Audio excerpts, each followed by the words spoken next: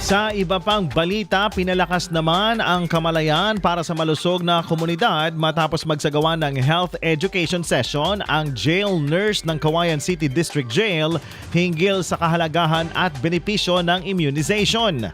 Dinaluhan ng 26 na lalaking persons deprived of liberty o PDL ang aktibidad kung saan ipinaliwanag ang papel ng bakuna sa pag-iwas ng mga nakakahawang sakit at sa pagpapanatili ng pangkalahatang kalusugan.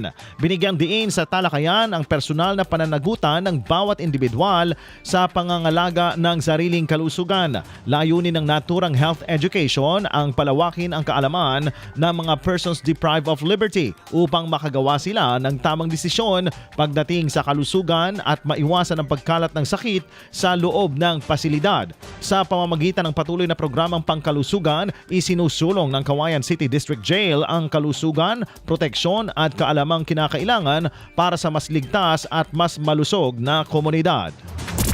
IFM News.